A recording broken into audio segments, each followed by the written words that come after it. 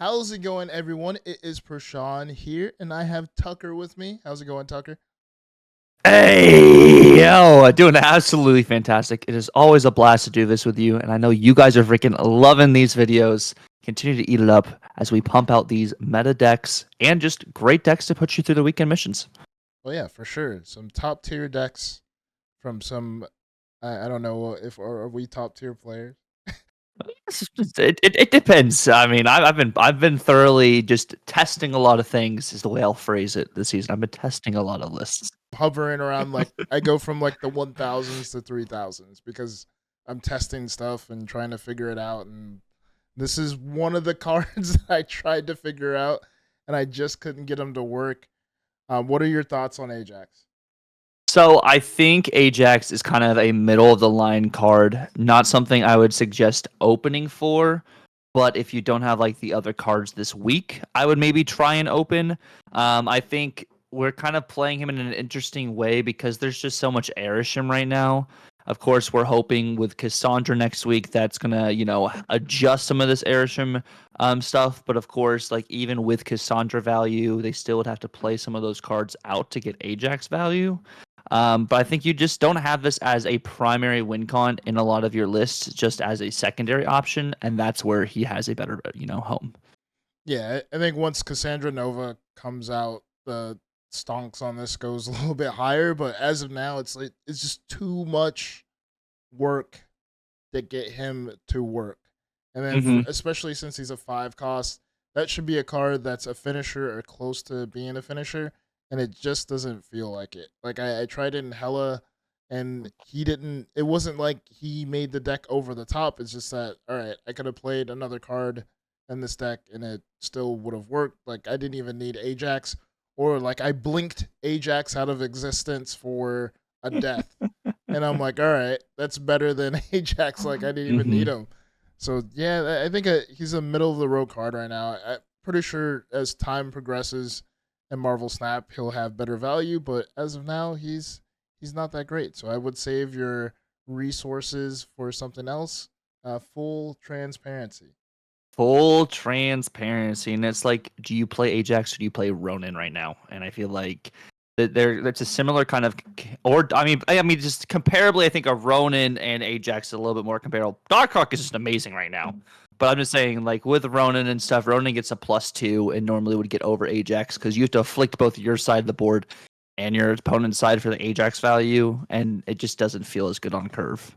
No, not at all. So let's go into some decks that are actually winning on curve. Let's talk about a few of those. So let's go right into it. We have Athena Darkhawk deck. This has a 54.5% win rate, which is pretty good in my opinion. Um, e- Even with the change, like to Angela, this deck is still pretty good. Like Ravona, even with Ravona being a 2/2, this deck is still pretty good. Yeah, and I think the main thing is like we're saying, there's so much Airisham right now, and the overall just mystique value you can get with a Darkhawk combo or an Iron Man combo with this list, like that's incredible. But like I think we talked about this last week too. The card that will steal you games in this list is Juggernaut. And now that Blob does not have the ongoing can't be moved, you can move Blob with Juggernaut now and also get some extreme value again. Like it's crazy actually. Yeah, especially when you get priority, Juggernaut saves you, especially when they're trying to play a Shang-Chi at the end of the game. You just play Mystique, Juggernaut, then hope that the Shang-Chi doesn't hit the Mystique, and then you just win the game. Or you play Juggernaut, Sage, and then it puts you over the top. So definitely a decent deck. I think Thena is probably the winner of last season, right? The best card last season. So it's good to see her still have play in Marvel Snap. It's not like she had like a bad shelf life and she just spoiled like rotten milk and you Hmm. never see the card again. So let's go into the next deck here. And we have Patriot. This one is the deck that had the highest win rate, 62.8, which is pretty good. Like very simple deck. There's no cards that are Series 5 in this deck, so it's very obtainable by almost everyone, every player in Marvel Snap, which is pretty good. And it's just a surprise like Ultron Surprise. You just play Ultron on turn 6, and you pretty much win for the most part. Yeah, Ultron is the card that has the second highest cube rate currently, and it is a 0.5 cube rate if you just play Ultron, which is crazy. The only other card is Hellcow, which has like no play percentage, had like a 0.6. But I think the great tech that you're using here is you're playing Wave on 3 to get out your Onslaught early, and you literally just profit, and your Invisible Woman's protecting your potential Patriot Mystique from being hit from any of these Enchantresses or these, stray Red Guardians. And like you said, it's a very obtainable list. All of these cards you just get from progressing through Series 3, even though that might be a chore. But it's a lot of vertical and horizontal power because you always have to account for how much power these bots have. And you're not playing Killmonger normally on turn 6, so you're just getting power everywhere.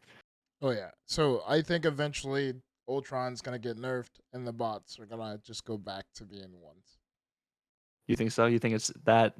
I mean, I wouldn't be surprised. I don't want it, but because Ultron's so badass, I'd like him to stay, as cool as he is. But I think that might be the change, especially if this win rate and like cube rate stays consistent. I think that might be a change they might look at.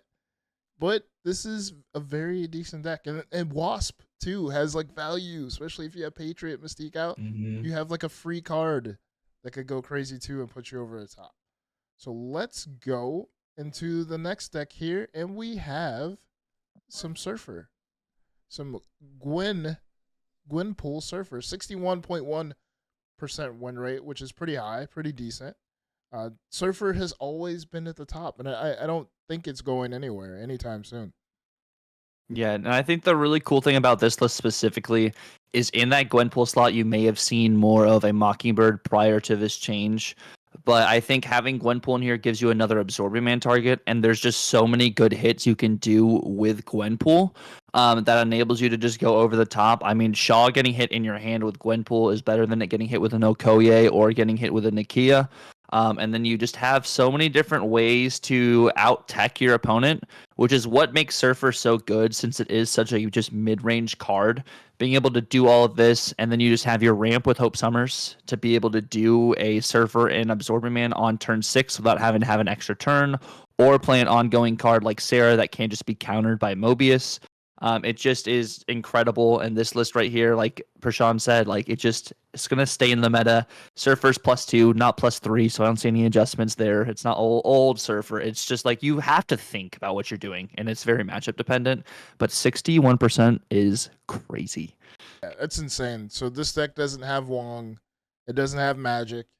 So the fact that it doesn't have those cards and it still has this win rate is pretty insane. If you don't have Makari, you could always, I guess, try to take her out, put the Wong in instead, or you could play Magic. Like if you don't have Makari or Gwenpool, it's always like Magic or Wong. I think those will be decent replacements. Of course, the hope is here to cheat out power. That way you can do that Silver Surfer Absorbing Man to put you over the top. So let's go into the next deck here. And we have, where is the deck that is, where is it? I thought I saved it. I don't know where it is. There it is. Erisham. With a 56.5% win rate. Yeah, like, how do you feel about Erisham right now? Erisham is the bane of my existence right now, but like I have to always, of course, waver as well. I think it's not Erisham himself that I'm upset with. It is the turn 4 leeches and turn 4 Doc Ox that are just the absolute worst, that are, offsetting every combo, which is what's making this deck so good, is you're able to play all this tech out early. Playing a 5-drop on turn 4 is so good. I mean, think about playing, a 4-drop on turn 3 with Zabu. You put that into perspective, that's why they nerfed Zabu. So, like, with all of that in mind, like, it makes a lot of sense why this is so good. It just, when you see Erisham, you're like, okay, how am I going to get cheese today? What are they going to snap me with this time? Are they going to draw their stuff? Are they just going to Loki and have my stuff? It's like the archetype is not like very like you're getting condemned for playing Erisham, but like as I was saying last time, like we told people to get Airshim. We shouldn't be mad at people for using their resources on a card that we said they all should get. It just really stinks that, it's still over 25% of all matchups are Airshim matchups too. Yeah, I think that was a card that was like basically a purchase by Mm-hmm. everybody in the community. Like I think it was like 90% when I did a poll on my channel. 90% said that they were gonna get Airsham, so they're definitely gonna get their money's worth by playing this card. But it just feels bad when they play Quinjet on one, they play Coulson or Cable or any other card that gets them more cards on two, and then the Loki on three is Mm-hmm. insane. So basically, they just play out your deck like the rest of the game, and they might play the cards that you don't have. Like Yep. you didn't get a chance to play your cards, but they get a chance to play them better than you at a discounted rate. So they could play maybe like 5 or 6 of your cards. You can only play half of that throughout the duration of the game. It's just a bad feeling. So I think with Cassandra Nova, it might hinder it a little bit. It might slow it down. I think that's what Second Dinner was trying to say. And especially with the blob change, which was awesome. You don't have the Mystique after the blob, and you don't have the like rogues and the Mystiques on the other end. So I think they're trying to slow down Airsham, but they're Mm-hmm. waiting to see what can happen with Airsham. But yeah, you're totally right. It sucks when they have all the stuff and you don't have any of the stuff. So let's take a look at another card here that got changed this week or during the OTA, which got leaked again. Goodness gracious. Yeah. So we have our good boy here, Lockjaw. And let me pick a variant of Lockjaw. There we go. We have Lockjaw here. So what are you thinking with Lockjaw this week? And what do you see in the future from Lockjaw? So I think Lockjaw getting reverted is very interesting. I'm glad he stayed a 4 cost because as a 3 cost, it would turn back into the best card in the game. I think it's kind of like we're talking about Airshim. I wonder if the idea is let's put a band-aid on Airshim, revert Lockjaw, give them something they really loved in the past, and see what will happen. And I like it. I like that it has made people try new things. I mean, Airshim's play rate dropped 5% after the OTA, which I mean, nothing crazy, but we'll see how it progresses, of course, going forward. But like I think this is really interesting to see if people are doing lockjaw things. You might get some more actually Cassandra Nova Ajax value. If people are rotating some cards out of their deck now, they're gonna have less power. But I think it's good for the game. I think with Hela giving -2 affliction to her cards, she summons, and everything. I think Lockjaw isn't as like I don't know OP there. But I'm glad to see Thanos coming back a little bit, which whenever Thanos is back, we normally do have a healthy meta the more we think about it. I mean, if you look at how Airsham is right now, kind of dominating, like Thanos still didn't have like 30% play rate. He had a high play rate, but there were still so many other things going on, which I really liked. But I like this change. To answer your question directly, I like the Lockjaw change, and I think it's going to be really good going forward. Yeah, I think it's awesome. I think it opens up those older archetypes to, I guess, revive them. That way you have more play. Because it feels like Airsham, they just have answer after answer after answer. But with Lockjaw, you could just play your answers over and over again and then Mm-hmm. hopefully get lucky. So obviously, I think him being the 4/4 is the good choice. Him being a 3/4 is just OP, crazy. I understand why they changed it back in the day because Thanos was like running rampant in that old meta, so totally understandable. And then I guess it's good that the Hela change happened before this too, because Hela, I believe, probably would have went back to the number one, Yep. if she had stayed the same. So good change. I think it's another change to fight Irisham decks, in my honest opinion. So I think this is a good card too if you are like playing those archetypes because he can make up for some of your mistakes Mm-hmm. down the line. You could get another chance at another card or playing another card that typically you don't get without Lockjaw. So obviously Lockjaw is pretty good, and that's pretty much it. You have anything else for the people out there, Tucker? Well, I wish you guys the best of luck this weekend climbing or doing these weekend missions, as well as with Deadpool's Diner coming out on Tuesday. Hopefully, we'll see some of how these decks or how the meta kind of shapes up when it comes to the diner because it's a different kind of snapping situation. Which next week, yeah, we'll jump into that and we'll try and have some infinite diner and maybe some conquest kind of stuff. But yeah. Yeah, some Bob. I think to look before we go, Mm-hmm. let's talk about Bob for a second. I don't think we talk about Bob last week. We haven't talked about Bob since his new update. Yeah, we didn't talk about Bob. Let's find Bob. Bob's all the way down. Like, why is Bob all the way down here? Yeah, he's all the way down here. So we got Hydra Bob, second dinner, basically put out a fire cell and was like, we give him 1+ power. You have an hour to get him. Go. And I'm pretty sure no one was sold on that. Mm-hmm. Like it wouldn't have sold me, especially if I didn't have the resources. But I think, my honest opinion, I think he's sneaky good. He's lost me games, but he's won me some 8-cubers just by me snapping and him going in the right spot at the right time.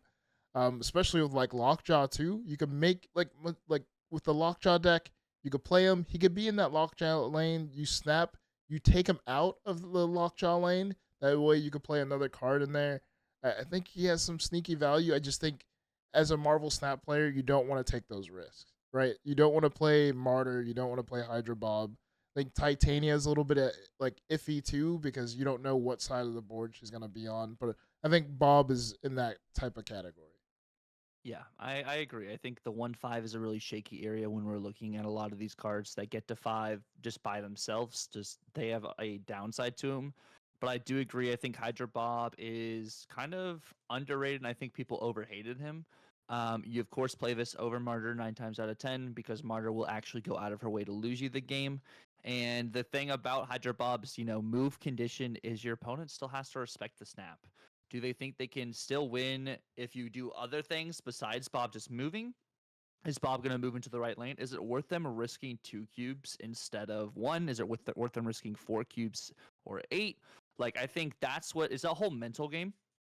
And if you can truly fill your board around that, you can kind of predict more where Bob's going to go than you can kind of with Silk, because you look at your lanes, whereas Silk is if either person plays a card, whereas this right here, you kind of just control your board space. Right. And I think what Deadpool's Diner coming up to is gonna be pretty crucial because it's like, do you snap? Do you not snap? Do they not snap? Like it like you said, it's like a mind game, and it's a Mm-hmm. one cost. Like there's so many decks that don't even have one cost in them. Like where it's like, all right, he doesn't matter. He's not consequential to you winning the game or not, especially in the early game. So it's like, all right, he's a free 1/5 that might just go anywhere and put me over the top. And with the Diner 2, there's already a guaranteed 2 snaps a game to up to 4 snaps. So he might move up to 4 times.